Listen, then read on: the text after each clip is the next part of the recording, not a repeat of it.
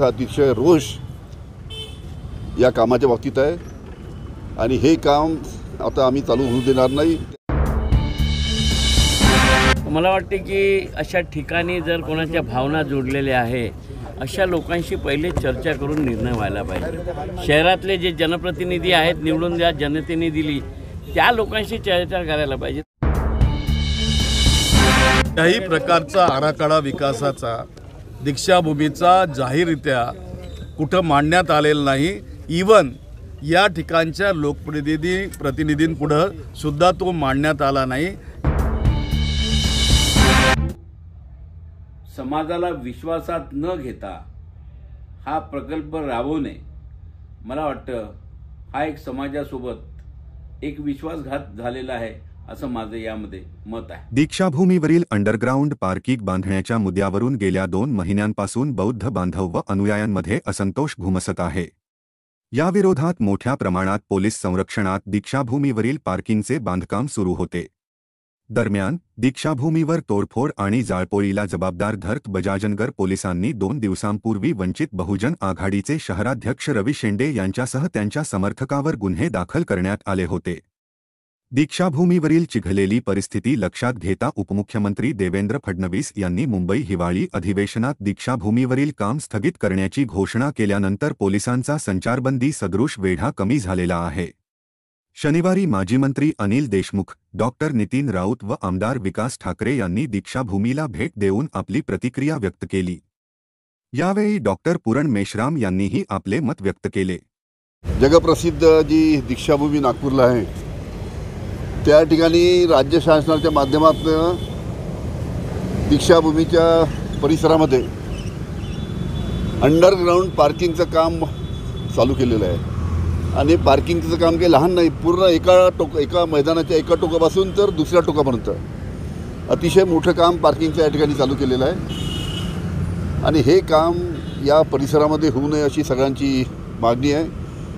त्याच्यामुळे हा प्रश्न आम्ही विधानसभेमध्ये उपस्थित केला आणि सरकारला सांगितलं तुम्हाला पार्किंगच करायचं आहे तर दुसरी याच्या दीक्षाभूमीच्या बाजूला जी कोणती चांगली जागा आहे इथे एक 4 एकर जागा लागूनच इथे कृषी खात्याची सरकार म्हणजे केंद्र शासनाच्या कृषी खात्याची आहे की अजून दुसरी जी काही योग्य जागा असेल त्या जागेवर आपल्याला पार्किंग करायला हरकत नाही।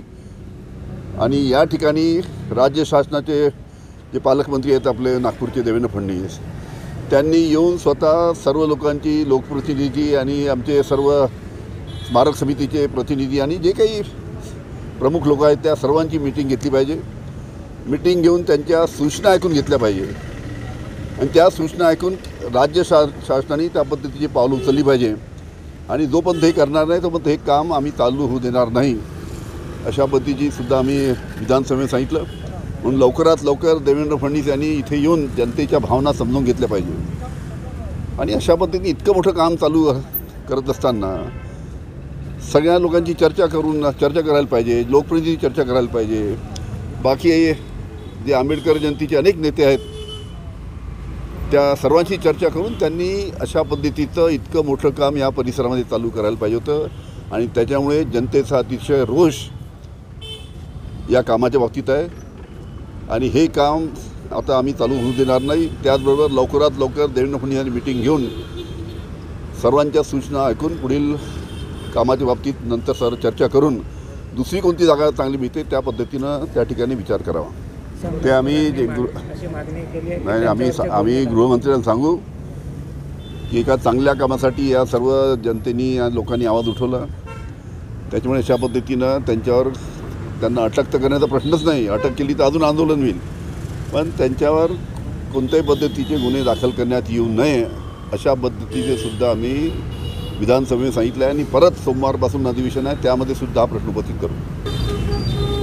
निधीचा प्रश्न नाही, 40 नाही 80 कोटी सरकारकडनं घेऊ, फक्त जागा बदलून दिली पाहिजे एवढी सर्वांची मागणी आहे। मला असं वाटतं की नागपूर शहरात ज्याही पवित्र तीर्थस्थळांचं डेव्हलपमेंट होत असेल राज्य शासन ज्याला निधी देत असेल तर मला वाटते की अशा ठिकाणी जर कोणाच्या भावना जोडलेल्या आहे अशा लोकांशी पहिले चर्चा करून निर्णय व्हायला पाहिजे। शहरातले जे जनप्रतिनिधी आहेत निवडून ज्या जनतेने दिली त्या लोकांशी चर्चा करायला पाहिजेत. मला वाटते कॉन्ट्रॅक्टर आणि अधिकारी जर प्लॅन बनवून करत असतील आणि मग हा असंतोष उफाळत असेल तर याला सर्वस्वी अधिकारी राज्य शासन जबाबदार आहे.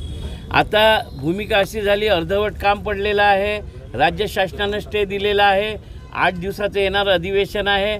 आम्ही या अधिवेशनाच्या काळात राज्य शासनाला विनंती करणार आहे की भैया तुम्ही लोकांचा अंत पाहू नका. आता अशा स्थितीत जर लोक इथं दर्शनाला येतील आणि आपल्या दीक्षाभूमीच्या ज्या पवित्र कार्यक्रमाला आता 90 दिवस उरले आहे, त्यांच्या मनात संशय निर्माण होईल की यावर्षी कार्यक्रम कसा होणार. म्हणून राज्य शासनाने यामध्ये दखल घेऊन या आठवड्यातच काही ना काही याचा सोक्षमोक्ष लावायला पाहिजे. जर त्यांना हे काम रद्द करायचं असेल तर ते उभारलेले कॉलम नेस्त नाबूद करून पूर्ववत जमीन केली पाहिजे. मला वाटते इथे पार्किंगची व्यवस्था म्हणजे डेव्हलपमेंटसाठी करोडो रुपये मिळाले तर त्याच्यात कशाचं डेव्हलपमेंट करावं. त्या डेव्हलपमेंटमुळे ही वास्तू झाकल्या जाणार आहे की नाही, हा डेव्हलपमेंटची योजना कोणाची होती, ही कोणत्या समय. आता अधिकारी सांगतात की हाय पॉवर कमिटीमध्ये जर मुंबईचे लोक असतील तर त्याला मला वाटते की काही अर्थ नाही. या अशा पवित्र स्थळांच्या डेव्हलपमेंटसाठी नागपूर शहराची एक हाय पॉवर कमिटी बनवायला पाहिजे, ज्यामध्ये जनप्रतिनिधी, या क्षेत्रात काम करणारे, या स्थळांशी जुळलेले लोक आहे, या सगळ्यांशी चर्चा करूनच हे झालं असतं तर हा प्रश्न निर्माण झाला नसता. याच्यात चुकी शासनाच्या अधिकाऱ्यांची आहे, ज्यांच्या चुकीमुळे हे सगळं उद्भवलं. आता याच्यावर राज्य शासन काय करणार आहे हाही मोठा प्रयत्न. हेच नाही तर आपण नागपूर शहरात अनेक ठिकाणी पहा 200 करोड 300 करोड मिळून झाले, परंतु त्याचा काहीच फायदा होत नाही. आपण फुटाळा तलावाचं पाहिलं असेल की तिथे 200-300 करोड रुपये खर्च झाले, त्याचा काही फायदा झाला. मग इथे अजून 200 करोड खर्च होऊन झाले. तर एवढा राज्य शासनाचा निधी सत्तेत असलेल्या कोण्याही एका पक्षाचा नाही, हा राज्याचा आहे. आणि म्हणून राज्याचा, जनतेचा हा निधी खर्च होत असताना जनतेच्या भावना, जनप्रतिनिधींच्या भावना या लक्षात घेऊनच प्लॅनिंग झालं पाहिजे. आणि येणाऱ्या अधिवेशनात राऊतसाहेब आम्ही दोघेही सभागृहात आहे, याबद्दल शासनाला जाब विचारू आणि इथे काय करायचं आहे त्याचा निर्णय या आठवड्यात झालं पाहिजे अशी मागणी सुद्धा. त्याही प्रकारचा आराखडा विकासाचा दीक्षाभूमीचा जाहीररित्या कुठं मांडण्यात आलेला नाही. इवन या ठिकाणच्या प्रतिनिधींपुढं सुद्धा तो मांडण्यात आला नाही. याचा अर्थ या ठिकाणी विकासाची कोणती गोष्टी या ठिकाणी घडणार आहेत त्याच्याविषयीची माहिती आम्हाला अजिबात नाही. प्रकाश आंबेडकरांनी टीका केलेली आहे की त्यांनी म्हटलं आहे की ज्या पद्धतीनं हे जे झालेलं आहे त्याच्यात आमच्याच कार्यकर्त्यावर गुन्हे दाखल, दलित नेते कोणी पुढे आले नाही, आमच्या कार्यकर्त्यावर गुन्हे दाखल झाले. एक लक्षात घ्या की कोणते नेते पुढं आलेत आणि कोणते नेते पुढं आले नाहीत याची माहिती राज्यातल्या सगळ्या सामान्य जनतेला आहे. कोण हा प्रश्न लावून धरतो आणि कोण या प्रश्नाच्या पाठीमागे आहेत. माझी संकल्प नावाची NGO आहे. गेल्या 37 वर्षापासून या दीक्षाभूमीवर येणाऱ्या प्रत्येक भाविकांना ते उपाशी जाऊ नये त्यासाठी आम्ही या ठिकाणी अन्नदान करतो. आमचा जो भावनिक संबंध या जागेशी आहे, मी लहान असताना माझ्या वडिलांनी या ठिकाणी 56मध्ये मला घेऊन आले होते या ठिकाणी आणि बौद्ध धम्माची दीक्षा माझ्या वडिलांनी घेतली. म्हणजे त्यांनी जेव्हा मला पकडलं होतं मी सुद्धा दीक्षा घेतलेली आहे. त्यामुळं माझ्या भावना या भूमीशी जुळलेल्या आहेत. या भावनांना कुणी हात घालण्याचा प्रयत्न करू नये. शेवटी ही आंबेडकरी जनता आहे, जितकी शांत दिसते तितकी शांत नाही. वेळ प्रसंग आला तर ती आपलं उग्र रूप सुद्धा धारण करू शकते. साहेब, या मागण्यापैकी एक आणखी मागणी होती की स्वास्थ्य विभागाची, कृषी विभागाची जी जागा आहे ती मिळायला पाहिजे. 2 गेट आहे ते उघडले नाही. हे खरं आहे की दीक्षाभूमीचं जे स्तूप तयार झालं आहे त्याचे 2 द्वार आता आजपर्यंत कधीच उघडलेले नाहीत. त्यांना त्या ठिकाणी दार उघडायला त्या ठिकाणी जे यात्रेकरू आहेत किंवा भाविक मोठ्या संख्येने येतील त्यासाठी ती जागा त्यांना त्या ठिकाणी हवी आहे. मी राज्य सरकारला विनंती करेन आपल्या माध्यमातून की राज्य सरकारने हा तिढा सोडवण्यासाठी या भूमीचा विकास करत असताना, या यात्रास्थळाचा विकास करत असताना, या राष्ट्रीय स्मारकाचा विकास करत असताना अतिरिक्त भूमी जर द्यायची गरज असेल तर राज्य शासनाने तात्काळ द्यावी आणि त्या ठिकाणी इतर बांधकाम करावं आणि ही जागा स्तूपाची मोकळी करून या जागेवर चांगलं प्लांटेशन उभं करावं. या जागेवर पिण्याच्या पाण्याची सोय नाही आहे, पाणी या ठिकाणी मिळत नाही विहिरीसाठी, त्यामुळं ते पिण्याच्या पाण्याची सुद्धा सोय या ठिकाणी करावी आणि त्या माध्यमातून या ठिकाणचं पावित्र्यचा सन्मान राखावा एवढीच या ठिकाणी विनंती आहे. वास्तविकता दीक्षाभूमीच्या कणाकणावर अधिकार आहे आणि त्यामुळे दीक्षाभूमीवर एवढा मोठा प्रकल्प सुरू करण्यापूर्वी आंबेडकरी समाजाला विश्वासात घेणं हे फार गरजेचं होतं.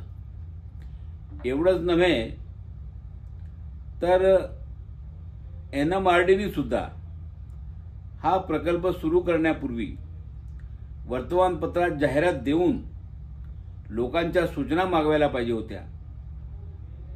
काही लोकांच्या या संबंधीचे आक्षेप मागवायला पाहिजे होते आणि एक या प्रकल्पासंबंधी जनसुनावणी ठेवून नंतरच या संबंधी निर्णय घ्यायला पाहिजे होता. परंतु समाजाला विश्वासात न घेता हा प्रकल्प राबवणे मला वाटतं हा एक समाजासोबत एक विश्वासघात झालेला आहे असं माझं यामध्ये मत आहे.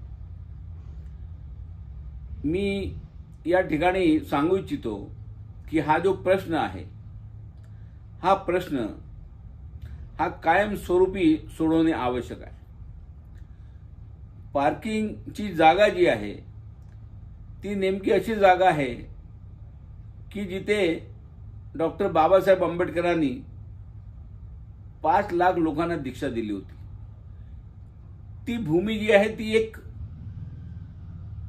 पवित्र अशा प्रकारची भूमी आहे आणि या भूमीचं दर्शन हे येणाऱ्या पिढ्यांना व्हावं यासाठी ती जमीन संरक्षित करणं, तिचं जतन करणं हे आपलं कर्तव्य आहे. परंतु जर त्या ठिकाणी जर पार्किंग झाली तर ते भूमी दीक्षाभूमीवरची भूमी नाहीशी होईल आणि फक्त दीक्षा हा शब्द त्या ठिकाणी कायम राहील. आणि म्हणून ही दीक्षाभूमीच नामशेष करण्याचा हा डाव आहे की काय अशा प्रकारची शंका एकंदरीत समाजामध्ये निर्माण झाली आहे आणि म्हणून त्याचा हा एकंदरीत उद्रेक झालेला आहे. मी या ठिकाणी प्रांजळपूर्वक सांगू इच्छितो की हा प्रश्न जो आहे हा प्रश्न आता खऱ्या अर्थानं शासनाने लोकप्रतिनिधींनी हा प्रश्न कायमस्वरूपी सामंजस्याने आणि एक मध्यम मार्गाने हा सोडवणे आवश्यक आहे. त्या दृष्टिकोनातून मी मागणी करणार आहे आणि स्मारक समितीने जी बैठक आयोजित केली त्या बैठकीत सुद्धा आम्ही ही मागणी केली होती की भारतातले जेवढे तीर्थक्षेत्र आहेत त्या सर्व तीर्थक्षेत्रामध्ये कुठेही अंडरग्राऊंड पार्किंग नाही. कारण ती जमीन जी आहे ती शासनाने केंद्र शासनाने ती जमीन संरक्षित केलेली आहे आणि म्हणून दीक्षाभूमीची ही जी जागा जी आहे ज्याला आपण होली लँड म्हणतो ही सुरक्षित करणं जतन करणं आवश्यक आहे. त्या दृष्टिकोनातून पार्किंगची व्यवस्था करण्यासाठी राज्य शासनाने दीक्षाभूमीच्या बाजूला असलेली माता कचेरीची जागा, दीक्षाभूमीच्या पाठीमागे असणारी कॉटन रिसर्चची जी जागा जी समितीने शासनाकडे अनेक वर्षापासून त्याची मागणी केलेली आहे ती मागणी शासनाने पूर्ण करावी. माता कचेरीची जागा उपलब्ध करून द्यावी आणि त्या ठिकाणी पार्किंग बांधून ही पार्किंगची जी अडचण असेल ती दूर करावी जेणेकरून यामध्ये कायमस्वरूपी तोडगा निघू शकतो. कॉटन रिसर्च सेंटरच्या पाठीमागची जी जागा आहे ती जागा जर उपलब्ध करून दिली तर बौद्ध स्तूप जो आहे त्याचा उत्तरेकडील जे काही आपलं द्वार आहे ते द्वार तिकडे काचीपुऱ्यामध्ये असणारा जो मेन रोड आहे त्या मेन रोडला तो अप्रोच होऊ शकतो. म्हणजे चारही दिशेकडून लोकांना स्तूपाकडे येण्याचा मार्ग या ठिकाणी मोकळा होऊ शकतो. या दृष्टिकोनातून शासनाने आता येणाऱ्या धम्मचक्र प्रवर्तन दिनामध्ये लोकांना अडचण येऊ नये त्या दृष्टिकोनातून जे पार्किंगसाठी जो खड्डा खोदलेला आहे किंवा जे पिलर उभी केलेले आहेत ते तातडीनं काढून ती जमीन जी आहे ती पूर्ण या ठिकाणी समतल करणं आवश्यक आहे जेणेकरून धम्मचक्र प्रवर्तन दिनाच्या निमित्तानं जे काही लाखो लोक दीक्षाभूमीवर येतील त्यांना कोणत्याही प्रकारची अडचण जाऊ नये आणि भविष्यात सुद्धा शासनाने दीक्षाभूमीची जागा कुठेही कोणत्याही प्रकारचं कन्स्ट्रक्शन त्यामध्ये होणार नाही आणि दिवसेंदिवस दीक्षाभूमीवर येणाऱ्या लोकांची संख्या वाढत असल्यामुळे उलट जमीन कमी करण्याऐवजी जमिनीचं प्रमाण कसं वाढवता येईल आणि आजूबाजूची जागा कशी उपलब्ध करून देता येईल त्या दृष्टिकोनातून एक महत्वाकांक्षी प्रकल्प शासनाने या ठिकाणी राबवावा अशी माझी या ठिकाणी